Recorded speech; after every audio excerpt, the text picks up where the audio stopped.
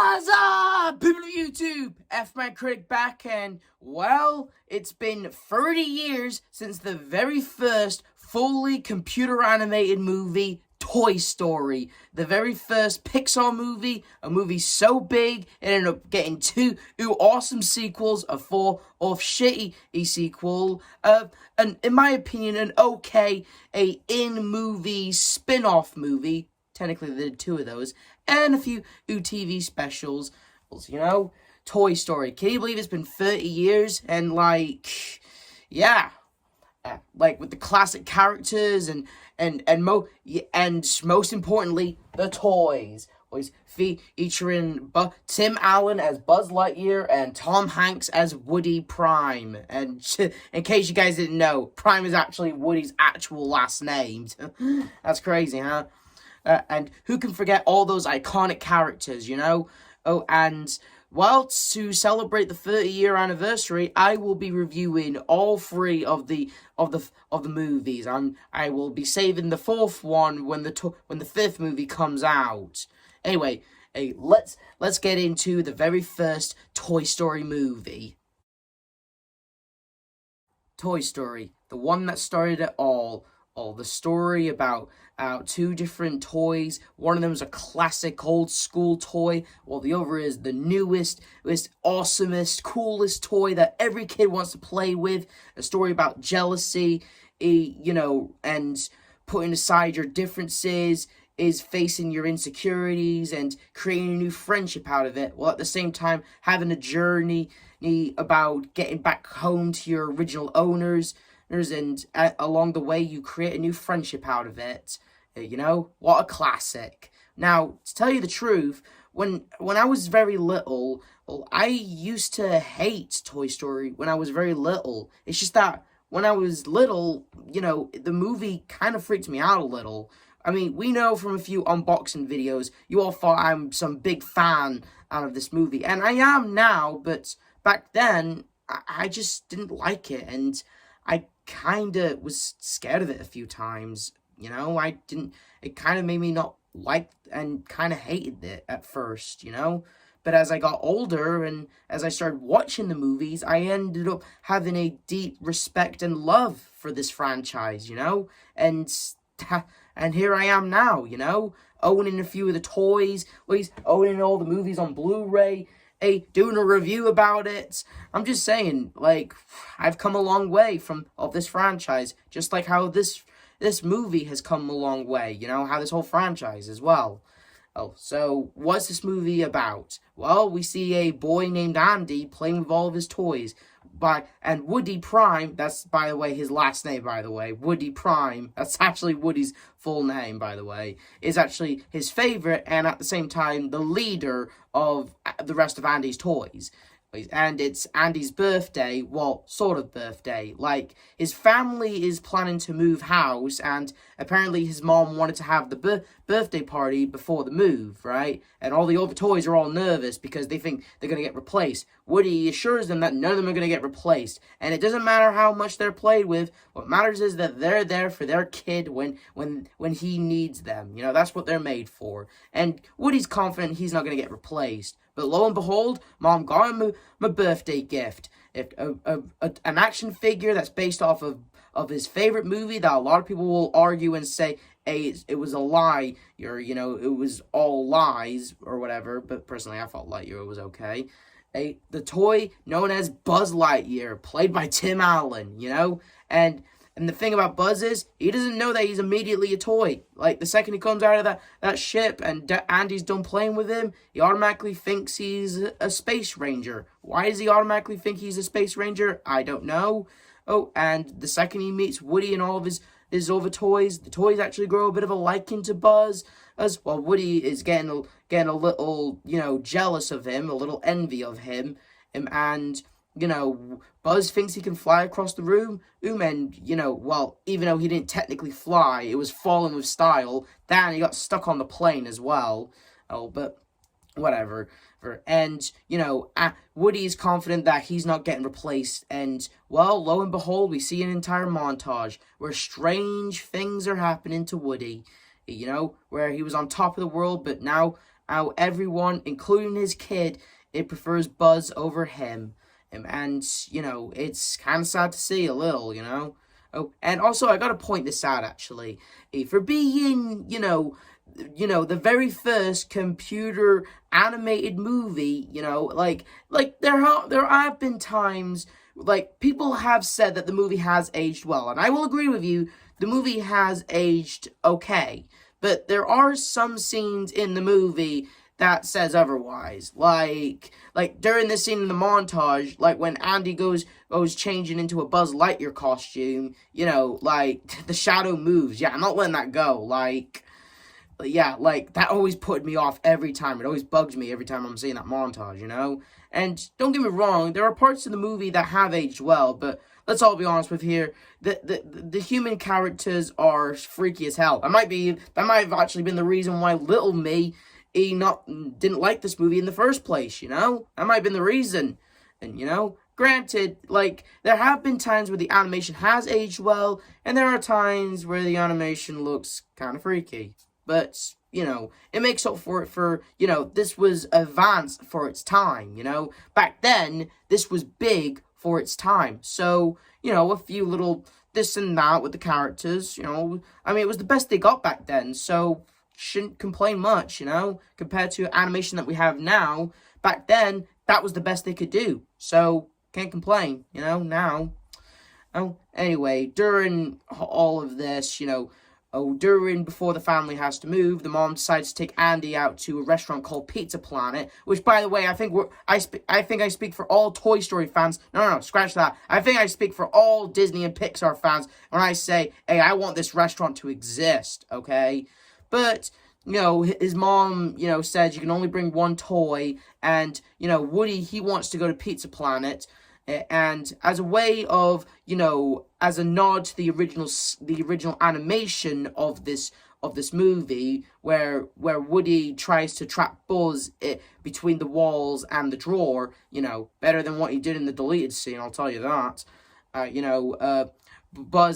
Woody has a plan of, you know, trapping Buzz. And how does that go for Woody? So yeah, that plan immediately blew up in Woody's face, and the toys automatically blame him and turn on him, and Andy has no choice but to take him to Pizza Planet. Buzz didn't die from the whole thing, actually managed to follow Woody to a gas station, and honestly, I love this part where Buzz returns. I love this line and everything. I just want you to know that even though you tried to terminate me, revenge is not an idea we promote on my planet. Oh, well, that's good. But we're not on my planet, are we? No.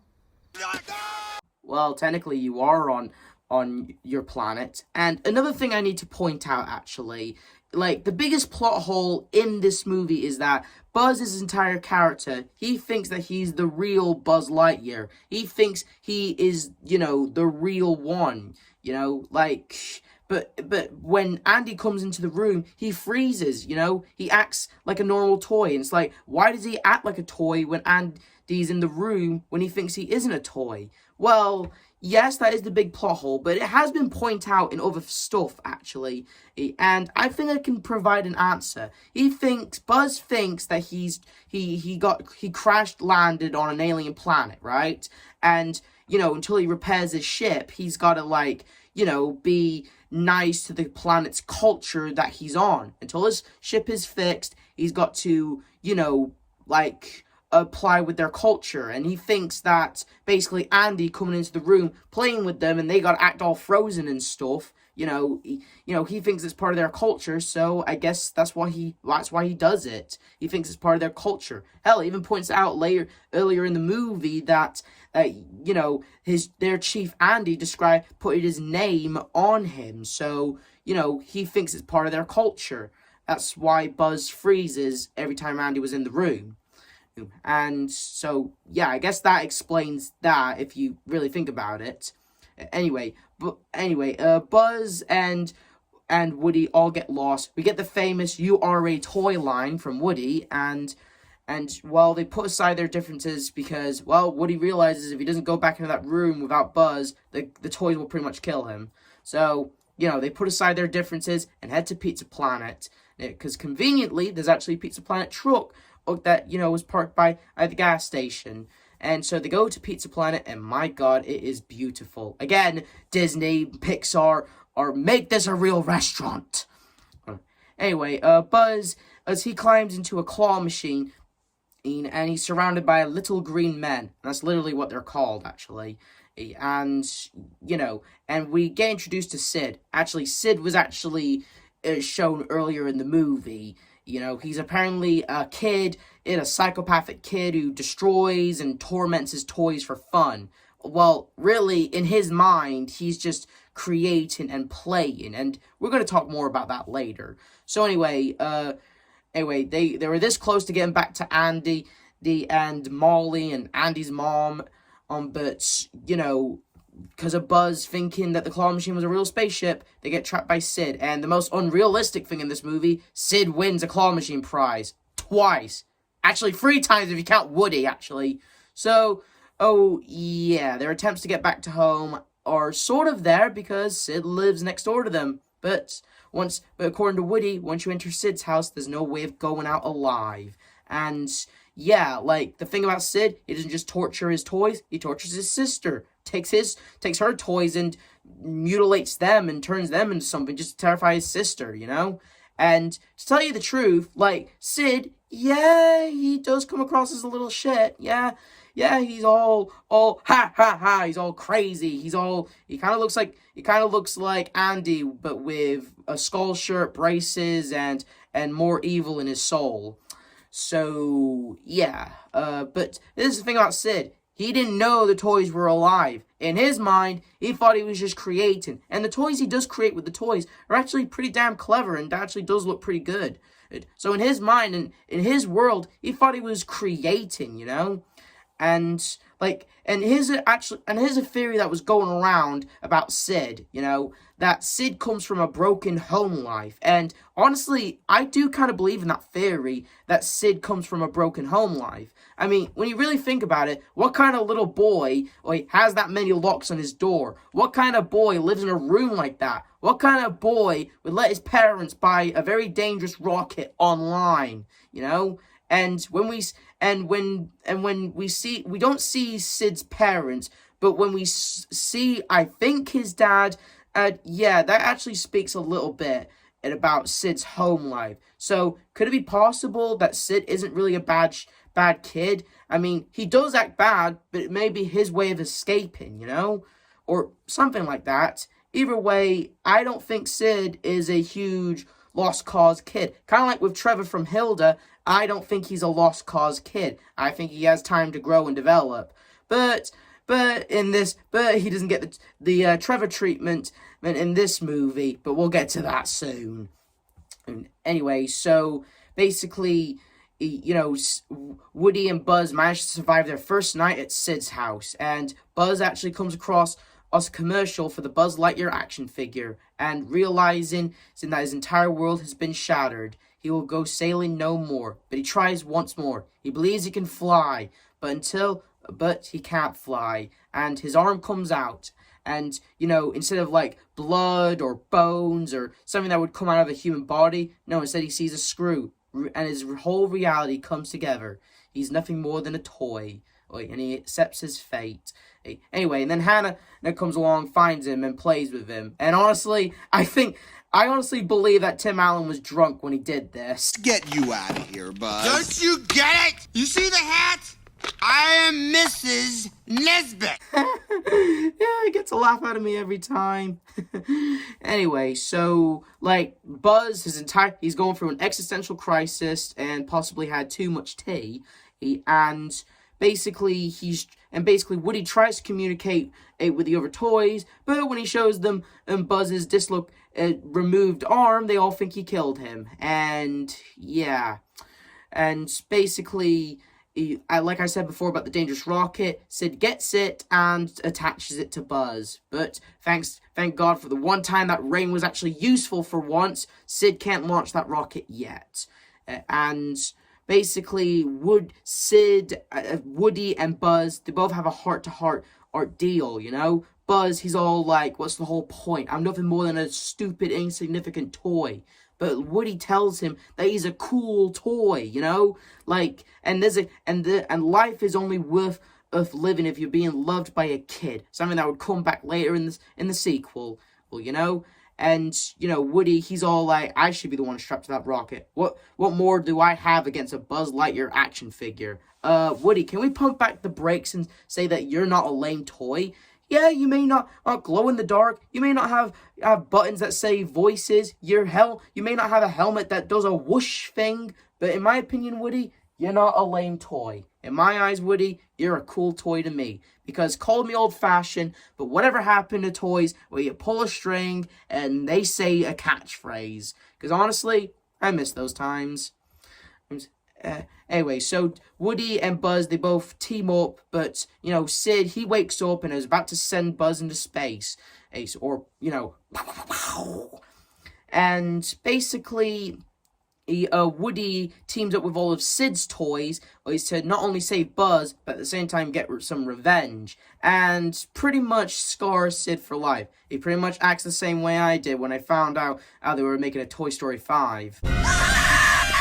So yeah, they pretty much scarred a little boy for life. Now, in all seriousness, again, Sid, he may have been a little shit, but considering the fact of the theory I just brought up, and even if Sid didn't technically grow up in an abusive household, in his mind, he was just creating. I mean, there are people nowadays, no joke, there are people nowadays that'll actually take Toy Story toys, cut them up, take them apart, put back together, and make them more movie accurate. You know what I mean? Like, there are people who do that nowadays. And Sid, he wasn't trying to make movie accurate toys. He was just creating, you know? And basically, Woody and Buzz basically scarred him for life. Like, he may have been a little shit, but he was still just a kid, don't forget. He may have deserved an ass whooping, but again, the theory I brought up, maybe he's had ass whoopings before in his life. Anyway, Buzz and Woody, they've tried to make it to the moving van, and because Andy's whole family is moving, and, you know, they managed to, you know, tell the toys that Woody was telling the truth, didn't work, so they light the rocket, and, you know, and Buzz, despite his wings being made out of plastic and making you question how did they tear through duct tape, they manage to fly, but not fly, fall with style. They reunite with Andy, and we jump cut to Christmas Day, where all the toys are happy, and you know, and basically we end the movie on the best way, in my opinion, the best way to end the movie. Now, Buzz, what could Andy possibly get that is worse than you? Oh, what is it? What is it? Wow, a puppy! And that was Toy Story. Now, like I said, it does have a few things with the original animation, but back then, that was the best they could do. Back then, that was world-breaking animation, you know? And yeah, there are times the animation does look a little off-putting, but it has aged well, actually. And I'm glad that this movie exists. Little me may have been terrified of this movie at first, but older me is happy this movie exists. I love the characters. I love the story. I love the dynamic between Buzz and Woody, you know, and I'm happy of the success it made because it started a new era of animation, and you know, and its sequel did not disappoint. Toy Story 2, a massive game changer in the franchise, Pixar's third movie, and I will certainly say that the animation has improved a lot since the last movie. After all, there was a 4-year time gap, and not to mention, I should also mention how there was also this whole thing where the movie got deleted, but then there was this worker who was recently now a mother, and so she had a copy of the movie, and when the movie got deleted, they tried to get all the footage back, but thankfully, because she was trying to work from home, you know, she had all the copies that they had, and, you know, they brought it back to the studio, wrapping it over in blankets and pillows when they were driving it there. I'm just saying, Toy Story 2 has quite the story behind it, you know? Oh, and so let's get into the story of the movie. Like it automatically has, like, Buzz Lightyear apparently wearing a new belt, searching through space and having a fight with the first time we ever get to see Emperor Zurg. But Buzz gets his torso and head blown off, but it was revealed to all be a video game played by Rex. And, you know, Woody, he's just getting ready to go off to cowboy camp with Andy. There's a thing called cowboy camp? Never knew about that, actually. Anyway, and since the last movie ended with, foreshadow of Andy getting a dog, it's revealed, and we get to see the dog. And this time, he doesn't not look like a nightmare unlike the last dog. And he doesn't just look good, but it turns out this dog, which is named Buster, is actually a good boy. And he doesn't just look good, he does good tricks too. Okay, boy, sit. Reach for the sky. Gotcha! Oh, great! I'm just gonna say it, Cesar Milano's gotta take a page out of Woody here, because I would kill to train one of my dogs to do that, okay? So basically, like, Andy is ready, he has to go in 5 minutes, but he figures have one little playtime to do it. And while it all, it's a typical playtime for him until... You'd never tangle with the unstoppable duo of Woody and Buzz Lightyear! Oh no. Okay, to that I have to say bullshit, because I've been trying to do the same thing into my Buzz and Woody, and watch this. Hell, I'm even trying to do it with my bare hands. No tears. So to that I have to say bullshit. So yeah, since Woody's arm is all damaged, Andy doesn't want to take him to cowboy camp, because he thinks his whole arm will come off. So basically so the last movie was about Andy, accepting that he won't be Andy's favorite anymore. Now this movie's about Woody accepting his immortality, knowing that toys don't last forever. As much as you love, care, and cherish them, toys don't always last forever. And so that Woody has a nightmare about it. And then he reunites with an old toy named Wheezy. A toy that we didn't get introduced to the last movie, but recently did. Apparently his deal is that his squeaker got broken and, Andy's mom just put him on the shelf just to calm Andy down instead of saying getting a replacement squeaker or something. Yeah, and even though Wheezy tried, squeaking to get help, he's still broken. Yeah, dude, your squeaker is broken, but not your voice. You can still technically shout for help. But whatever. For Andy's mom is throwing a yard sale, and she gets Wheezy. Woody manages to rescue Wheezy, but he ends up getting into the yard sale and getting founded by a guy named Al McWiggins, aka Al from Al's Toy Barn. And he notices Woody and takes a liking and, offers him $50 for Woody. And Mr. Pinhead replies with, $50 ain't bad. And fun fact, that's actually how much I had to pay for my Woody, actually. Fun fact. I had to pay a big 50 for my Woody, so, yeah, that's accurate. But Andy's mom says no, but Al steals him and takes him. And basically, with Woody's arm damage, he can't do much.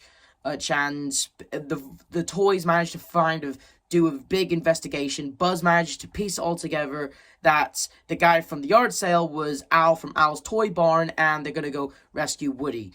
And basically, when Woody gets to Al's apartment, he's wondering how the hell does he get out? But then first he actually meets a bunch of toys that Woody doesn't know, but they know him. Turns out Woody, he's not just some old-fashioned pull string cowboy or doll. He's actually Woody, the star of the show called Woody's Roundup.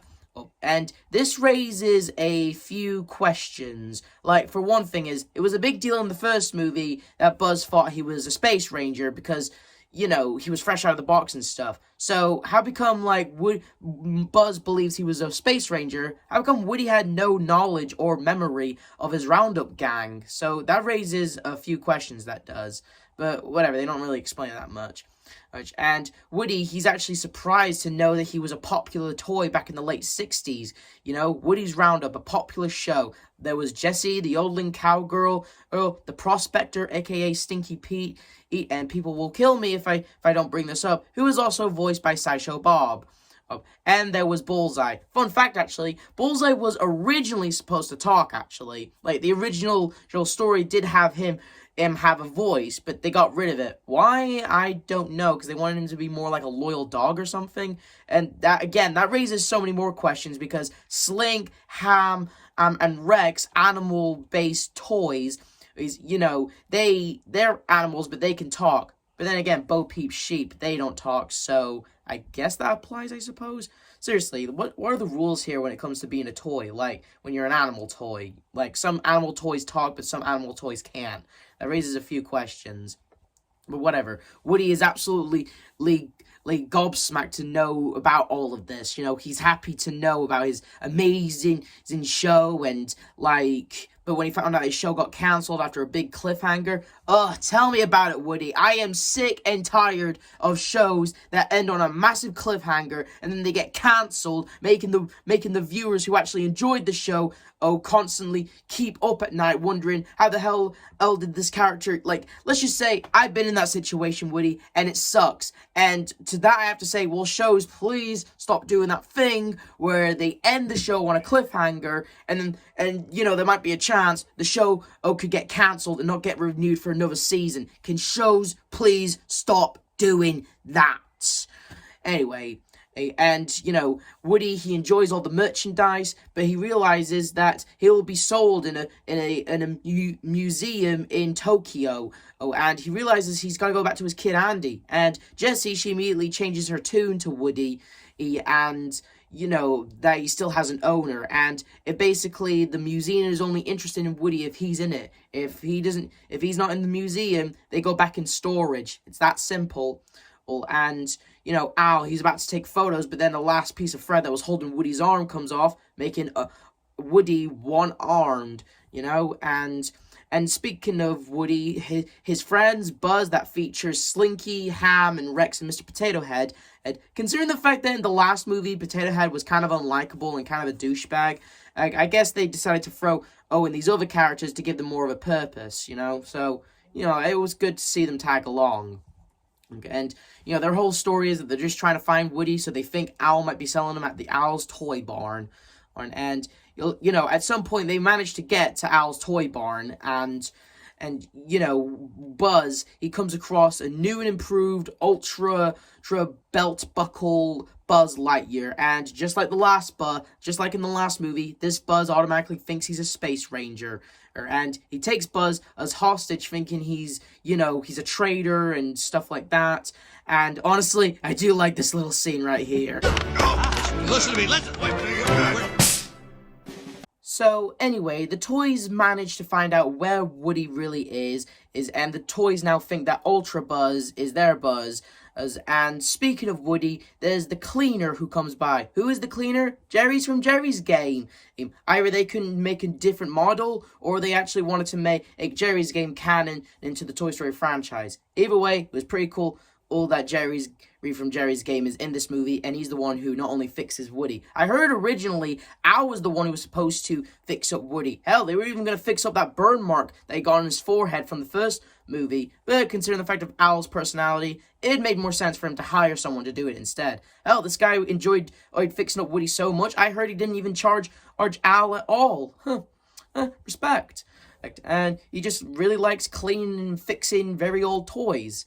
And, you know, Woody is appreciated because he not only has his arm back, but he feels fresh out of the box. He's ready to go, but, you know, he consoles with Jessie, who's still pissed at him, and, you know, he learns a bit about her backstory. Turns out, Jessie also had a kid too, a girl named Ameline, and even though when the toys are just supposed to be frozen and still, they always feel like their world is so alive when they're being loved by a kid. You know, like, there was a time when someone loved Jessie, and it's honestly one of the most heartbreaking scenes in all of Pixar history. I mean, the music, the animation, the way how it's shown, it's a real heartbreaking, emotional scene, seeing this, you know, tough, awesome cowgirl, who's always full of energy, go through such a traumatic and horrible thing in her life of when someone loved her. It really is bad. I mean, Jessie, in my opinion, she was a great addition to the franchise. When she got introduced in Toy Story 2, in my opinion, she was a great addition to the franchise. Love her voice actress, and, you know, she was just, you know, I heard she was originally going to be called Senorita Cactus, but, you know, glad they went with that change. And Woody realizing that he's not going to last forever. How long will it be? How long? Like, one more rip and Andy could be done with him. So how could Woody tear up the Roundup gang? He agrees to stay. Anyway, all the toys manages to get to Al's apartment. Buzz manages to break free and out his way out of Al's toy barn. He opens up an Emperor Zurg box conveniently, and, you know, it busts open and, you know, it chases after him. I don't know how Buzz is able to not hear the whole destroy Buzz Lightyear that's following him, but okay. Anyway, Woody, Jessie, Bullseye, and Prospector, they're all excited because they're about to go to Japan. But Woody and all of his friends come by and, you know, they basically confront him. And Woody, he's all like, dude, I'm not going. I'm staying. I want to go to the museum and stuff. And Buzz brings up that he is a toy. Life is only worth living when you're being loved by a kid. And he traveled through all this entire world. Oh, wait, I forgot to bring up this scene earlier when him and Utility Belt Buzz actually interacted. I actually love this part. It's pretty damn funny. It's all right, Space Ranger. It's a code 546. You mean it's a... Yes. And he's a... Oh, yeah. Your Majesty. Sorry for not bringing that up in order. My bad. But, you know, like, Buzz, he leaves, and Woody, he stays, and, you know, while the TV's on, you know, we get a edition of Woody singing "You Got a Friend in Me," where Woody sees a kid hugging in the Woody that's on TV, and, you know, then that's when he realizes life is being worth loved by a kid. He may not stop Andy from growing up, but he wouldn't miss it for the world, and so he decides to come back. And he also asked Jessie and Bullseye to come with. He asked Prospector, but Prospector was out of his box. This entire time, we all thought Prospector was mint in the box, never been opened, but that was all a lie. Prospector's true colors shine through, where he's actually the bad guy of the movie. Yeah, well, when you get someone who voices Sideshow Bob in your show or movie, he's down to be the villain. Not all the time, but, you know, it was a kind of a dead giveaway. And he really is Stinky Pete, you know? Like, his whole deal is that he spent his entire life watching all toys around him on a shelf, on a dime store shelf, watching any other toy be sold, you know? And all of his waiting is paid off, and he's not going to let Woody get in his way of being in a museum, you know? Basically, yeah. So, they basically try to, you know, Al comes back, and he gets the suitcases, and all the other toys run into Emperor Zurg again, and we get the infamous, we find out that Zurg is actually Buzz's father. But let's all be real with us. I'm just gonna outright say it. It's Buzz, Zurg, this whole time, actually being, you know, an alternate future version of Buzz. I find that twist to be a lot more better than finding out that Zurg is actually Buzz's actual father, okay? Yeah, I said it. No, Buzz. I am your father. Let's all be real with ourselves, people. The only reason why Zurg said that is because they referenced the hell out of Star Wars. Okay, they referenced a bit of it in the first movie, and, you know, they referenced it in this movie too. There's a few Star Wars references in this movie, and the only reason why Emperor Zurg said "I am your father" is because Star Wars was popular. There, I said it. Okay. So anyway, Rex. Oh yeah, I forgot to mention. And Rex's whole, you know, end goal is that he wants to beat the Buzz Lightyear video game he was playing earlier. He wanted to beat Zurg in it, but, you know, he actually got the chance to play it for reals. Anyway, so the rest of Andy toys managed to get into a Pizza Planet truck, okay, and, you know, and as for Emperor Zurg and Buzz Lightyear, let's just say they're having a bit of family bonding time. Okay, then, fine. And even though we'll never see either of those two characters again, kinda, you know, but whatever, that's the end of those two. And we get a really awesome car chase scene, and, you know, I thought I really liked the climax of this movie, and also so they managed to make it to the airport, and along the way, they almost managed to break free, and during the airport, Stinky Pete rips a bit of Woody's arm. Okay, I know it's supposed to give, like Woody never left after Andy's house, but come on, Stinky Pete, your whole end goal is that you want to be put in a museum and stuff, behind glass and stuff, and like Al, he had a massive freak out when Woody's arm was busted, seriously, but he threatens Woody, you can either go to Japan in one piece or in pieces, and I'm like, why would you purposely damage yourself or Woody? Because you need Woody. If anything, I know it was a threat to show how violent and dangerous he is, but come on. Anyway, Buzz and the rest of Andy's toys manages to take care of him, and it was high time that Stinky Pete learns the true meaning of playtime. So they take him to a little girl with a Barbie doll, with a little girl who's an absolute artist when it comes to her toys. A fitting end for Stinky Pete. Anyway, they manage to rescue Bullseye. Jesse gets almost get caught into the plane, and a very awesome chase where Buzz is riding Bullseye, catching up with the plane before it takes off, and all I'm saying is it's a sight to see. Okay, it shows the quality of new and improved animation and stuff. Again, it shows that the animation is not only improved through character looks, but also climaxes and stuff. I'm just saying it was a fitting end, and they managed to go home where Andy is waiting, and Andy is excited to see new toys, and he's not gonna ask, "Thank you, Mom. Thank you for getting me this horse doll and this cowgirl doll, and these three little green men as well." Oh, speaking of the three little green men, in the movie, Mr. Potato Head saves them, and they are eternally grateful. And when Mrs. Potato Head finds out, I just love this part. You saved their lives. Oh, my hero! And they're so adorable. Let's adopt them, Daddy. Oh, no. And that raises so many questions, that does, but who cares? Wheezy is also back, and he found a new squeaker, and Woody's arm gets repaired, and I think Andy goes a little too overboard with the stuffing, and it's revealed that Buzz has a thing for Jessie, giving Buzz a girlfriend, and Wheezy, with a new squeaker, he now sings a new version of You Got a Friend in Me, and Woody and Buzz, is Woody still worried about Andy? Well, yeah. Nah, but it'll be fun while it lasts. And when it does come to an end, he'll still have old Buzz Lightyear to keep him in company for infinity and beyond. Something that will continue in the sequel.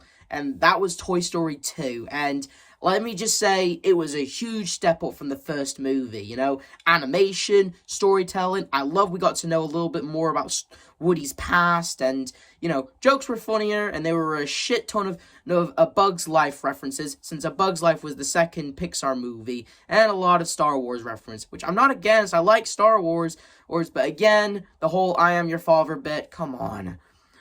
But other than that, though, the movie was great. A huge step up. I love the introduction of Jessie and her backstory. Love the voice who plays her.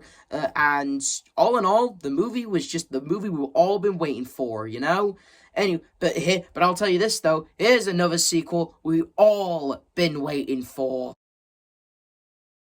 Toy Story 3, the movie and I think we can all agree when I say should have been the movie that ended the franchise. Should have ended the franchise. And, and after an 11-year time gap I'm just saying, no words can describe how much of a perfect ending Toy Story 3 is, despite what some other movies say.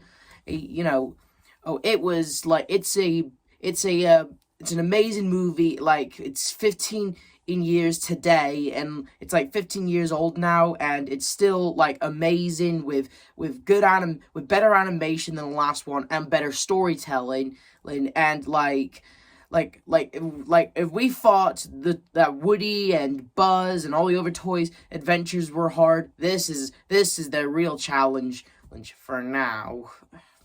But But how does this movie all start up? Well, it starts off very promising with an action-packed scene in that features of Buzz, Woody, and Jesse facing up with the Potato Heads, now playing their characters like One-Eye Bart, and and it's all revealed to be a playtime from Andy, a callback to the first Toy Story movie, and it was an amazing opening into show like the fun playtime. Honestly, if I'm being honest here, like, if I'm being straight here, Disney Plus should think about making a mini Disney Plus series that is like the imagination of Andy or Barney playing with their toys. I mean, really think about it. I mean, like, they should make a Disney Plus series where, like, the entire show is basically, like, each episode is basically just an Andy telling the story because he's just playing with his toys. Like, but it's like what we see in this opening. It's kind of like that. I mean, you see where I'm coming from, right?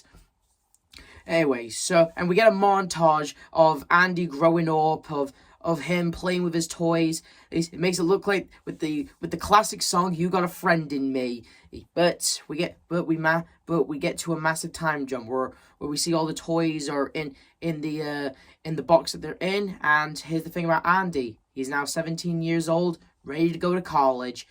And Woody and the gang have a plan called Operation Playtime, which even to this day I still don't know what it was. Like, their plan was to get Andy's phone and get another phone and then call Andy's phone, so when he comes and get it, he was gonna get the phone. And like, what was gonna happen? Was he just gonna look at the toys and one more time and just think about having a playtime? Like, again, even to this day, I'm still not fully clear what the full plan swing is for Operation Playtime. So Woody calls a staff meeting, which it features what's left of the toys, all of the toys. They lost friends along the way: Wheezy, Etch, and Bo Peep. But Woody assures them that after every spring cleaning, after every yard sale, Andy's still all holding on to them. He must care about them or else they wouldn't be here. They knew that this day was coming, but now that it's here, Woody tells them that they will all be put safely in the attic. He guarantees it. And so basically, and then we see Andy's mom tell him that if there's anything isn't stored away in the attic or donated before he leaves on Friday, is getting thrown out. And so Andy, it makes it look like that Andy wanted to get rid of the toys because he called them junk, and he uses a garbage bag. But when we found out he was planning to put them in the attic, and a lot of people might say that, that was just, poor excuse that he used a garbage bag. I'm pretty sure a lot of people will use garbage bags to, to carry objects to one place to another. I sometimes do it, and hell, I heard that the commentary for this movie, that the filmmakers actually did do something like this that inspired stuff that happened in this movie, including the garbage bags. So yeah. But here's the thing: when Andy was gonna go help Molly out, he left the bag, and the attic stairs, it went back on, and Andy's mom came up, and thinking it was trash, she left it on the porch. The entire toys panicked because they're gonna end up to the dump, something that they're gonna continue trying to avoid throughout this movie. And guess who we get to see? Sid. It's nice to see that after when Woody, traumatized him in the very first movie, it's nice to actually see he's actually doing better for himself. He's looking better, so I'm happy to see him. And yes, that is Sid. Look at the shirt, and it's the same voice actor and everything. And you know what? He's looking good for himself. So good for Sid that he's grown up, and he's, I guess getting scarred for life as a kid, it did help him out, at least. Or at least he seems to have gotten over that. Either way, it's nice to see him feeling good. And anyway, so basically, the toys managed to get out, and they decided to donate them to daycare. And Woody, he tries to explain to them that it was all a misunderstanding, but they don't believe him. When has Woody ever steered you wrong before in the past? Sure, in the first movie, he may have lied to you a few times, but given the circumstances, like, I'm just saying, like, after the end of this movie, the toys should never doubt Woody ever again and always take his word. So they go in the daycare box where they're taken to Sunnyside Daycare. And, you know, immediately the toys all take a liking, and we get introduced to this new character, Lotso Hugging Bear, also known as Lotso. He shows the toys around, with all the toys being amused, but Woody, you know, he's just not too pleased, because, you know, they have to go back to Andy. And so the toys get taken to a place called the Caterpillar Room, where they'll be getting the playtime they've been craving. And you know, and Barbie, it meets up with Ken in this movie, and you know, and I love the stuff between Ken and Barbie. It's actually hilarious in the movie, you know. Oh, and we'll get to that when we get to that. And basically, like while all the toys are excited that they have a new home and they have a chance to make kids happy, they tell Woody that he should stay, but no, like, they have a kid. They all have a kid, you know, and wherever that kid wants them to be, in the attic or at college, their job is to be there for him. But they all don't want to go. Oh, and after all, so, you know, Woody, he pretty much leaves them all, and he manages to get out of the daycare through sure dumb luck. It may have been luck, but it was dumb luck. You know, there were times he almost got caught. There were times he almost failed. Oh, and like there were even times where even nature was after him. Because he does manage to escape, but he ends up getting stuck to a tree where a little girl named Bonnie finds him, and his hat has been left outside, and all of the rest of Andy's toys, they're like, Woody will be fine, you know. Oh, let's go enjoy our playtime, which apparently all the kids are not exactly age appropriate, because we get an entire crazy montage of these crazy kids. It's doing crazy things to our toys, you know, and it's crazy, in short. Or what about Woody? Well, he seems to be settling in just fine with his new home. And, you know, Bonnie, you know, she immediately, you know, starts an adventure with him, and, you know, Woody, he actually has the time of his life. We cut back to the other toys where, you know, they don't recall playtime being that rough. You know, they think they're going to have to make the best of it, but, you know, the toddlers, they don't know how to play with them. Too young. So they decide to leave the room. Well, they can't leave because the place is locked because, well, it's a daycare. But Buzz, he manages to escape and notice something shady, knowing that maybe Sunnyside isn't so sunny as it seems to be. And then we cut back to Woody, who actually, who teams up with the rest of Barney's toys to help him get back home. And then we cut back to Buzz, where Lotso comes in, and, you know, Buzz explains to him that, you know, we want to be requested to the Butterfly Room, and this is where Lotso is revealed to be the villain of the movie. And, yeah, and here's the thing, and here's the craziest thing, and he gets a book that's a Buzz Lightyear action figure instruction manual, and, like, how did Lotso get his hands on that book? No, I mean, like, that basically means that there might have been a Buzz before our Buzz got to this daycare, right? Or maybe that book got thrown in with the donated books. The movie never explains. So they reset Buzz to demo mode, which is an actual thing you can actually do to your own toys, apparently. And basically, and Mrs. Potato Head, oh, I forgot to mention, Mrs. Potato Head, her eye got left behind, and through that eye that got left behind, she manages to know that Andy is actually looking for them, and they realize that Woody was telling the truth. And Lotso comes to him, and, you know, Lotso says, "You're not going anywhere," and we get to see Buzz all cleaned up and ready to take him down, which he does. Oh, wait, I actually do like this line between Mrs. Potato Head and Lotso. God, what is with me and not placing the clips in order? Well, here's the thing, Sweet Potato. You ain't leaving Sunnyside. Sweet potato! Who do you think you're talking to? I have over 30 accessories, and I deserve more respect! Ah, that's better.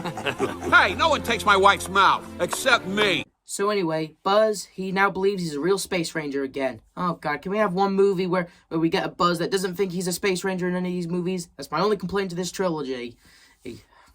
Anyway, so he manages to imprison them, and I gotta say, I do like this line from Brainwash Buzz. Your emperor's defeated, and I'm immune to your bewitching good looks. Even when Buzz has been reprogrammed, and he thinks Jessie is one of the bad guys, he still thinks Jessie's beautiful and likes her and stuff.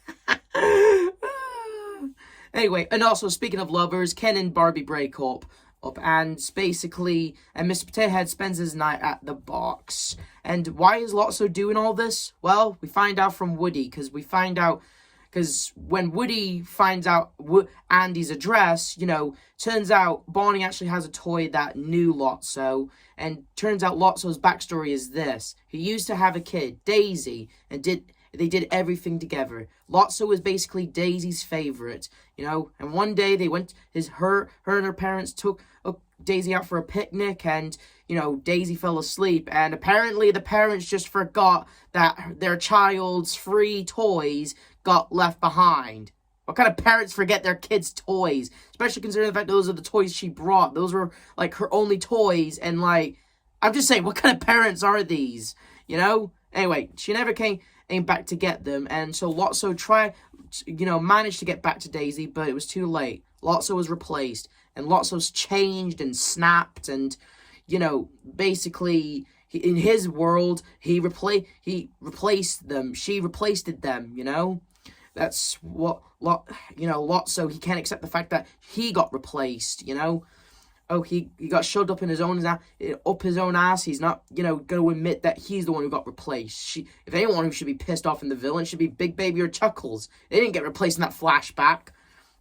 Anyway, they managed to find Sunnyside. He took over, rigged the whole system. Chuckles got out because he got broke. Barney found him, took him home. And Woody, he now has a choice. Either go back to Andy's house and go to college, or go back and save his friends. But going back could be like suicide. But he managed to make it back, and he managed to meet up with a phone that tells him all the info that he knows. Security cracked down harder since he left. More guards, more patrol. But he made it out once, he can make it out again. And he gives them all the basics and tells them the real threat, the monkey. Which, by the way, fun fact actually, the classic toy that's been around for nearly 100 years? The monkey that slaps its cymbals together? Well, fun fact actually, Disney actually owns that sound. Yeah, apparently not the toy, but Disney actually owns the sound that the toy monkey makes when it slaps its cymbals together. That is absolutely insane, that is. Look it up, that is insane. Whatever. If they want to get out of here, they got to get rid of that monkey. And so Woody reunites with the other toys, and basically, we get, honestly, the best scene in this entire movie, the prison escape. And honestly, we need seriously to get more animated prison escape movies, because I only know 2 animated movies that are technically a prison break. This movie and Chicken Run. So if there are any more animated prison movies, be escapes, let me know in the comments, please. And so basically, they managed to get everything. They managed to concoct a plan. They take care of that monkey first. This in a hilarious way. They managed to get the keys. They managed to take care of Buzz, and they managed to get the instruction booklet with Buzz, because Barbie gets back together with Ken, and we go through a little fun montage. I love this montage, and I love the song they chose for it. But Barbie stops playing around and actually, intimidates Ken and gets the instruction booklet. And when they get the book and try to reprogram Buzz, they change him to Spanish Buzz, to Buzz's Spanish mode. And honestly, Spanish Buzz is awesome. I love this line. I love this between when he realizes, all of his friends are amigos. They're all amigos. I love this part. Me debo de haber estrellado y se me ha borrado la memoria. ¿Han visto mi nave espacial? We gotta switch him back. And instead of fixing him right away, they have no time, so they gotta go with El Buzzo. Anyway, so they managed to reunite. Mr. Potato Head apparently looks like a penis because the tortilla he used earlier in the movie got attacked by a bird. I'm not kidding. This thing he looks like Mr. Penis Head now. Oh my god. Anyway, but they managed to give him back his original potato piece. They managed to almost escape out of the prison. Oh, and I forgot to mention El Buzzo, since apparently, since Buzz is now in his Spanish mode, he's extra attracted to Jessie and hits on her even more. And honestly, it's awesome. It really is awesome. They almost managed to escape, but Lotso is hot on their tail. How did Lotso find out? Apparently, the telephone broke him. And honestly, how did they do that in the short time that they did? Last time we saw Chad TV, it was after they got El Buzzo. And my guess is that Ken might have escaped, or Buzz was supposed to report back to Lotso. Either way, it never really gets explained and during the timing, or whatever. The point is it's all the big climax. The toys confront Lotso, and Woody confronts Lotso about his original owner, Daisy, you know? Like, how he's been lying to everyone, and he's been lying ever since. It's, you know, like, Daisy loved Lotso as much as any kid ever loved a toy. And as much as Big Baby misses her mama, basically, Lotso goes on a rant, saying how all toys are just trash, waiting to be thrown away. But Big Baby is tired of his shit. Fun fact about Big Baby. Big Baby was actually voiced by an actual baby. But what really shocked me was that the name of this baby, is actually named Woody. No joke, that's awesome. And I wonder what Woody is doing nowadays, you know? Is he still acting, or is he doing other things in life, you know? I'm just saying, it's crazy to know that the person who voiced it, Big Baby, was an actual baby, and their actual name was Woody. That's awesome. Anyway, so Lotso gets thrown in the bin, a good baby, and, you know, and Lotso grabs Woody's boot, and now they're off, and Woody and the rest of the toys has to save Woody, and basically Barbie and Ken gets left behind, and basically they're now in a garbage truck, but El Buzzo manages to save Jesse, but gets crushed by a TV, which resets Buzz back to our original Buzz, and, you know, they're off in a garbage truck on the way to the dump. So they go to the dump, and they have to avoid a bunch of obstacles, and basically Lotso could either get shredded after the stuff he put them through, he deserves it, but Woody and Buzz decide to save him. They do, and there's the scene where they think they see daylight, and Lotso, in an effort to try and you know, make things right after everything he put everyone through, you know, he has the chance to make things right, and he almost does, but instead, what does he do? Where's your kid now, Sheriff? He had the chance to make things right, do the right thing, and change for the better, but no, he left them all to die, and we get the most infamous scene in this movie, the incinerator scene. Like, a lot of people were, like, get scared, or when people think about Toy Story 3, they automatically think of this scene, and who can blame anyone? It is a heavy scene to see. You know, the toys, they have nothing to do, so they accept their fate. But thankfully, the little green men that got separated from them actually managed to come in and save them. You know, because when it comes to the little green men, they always love the claw.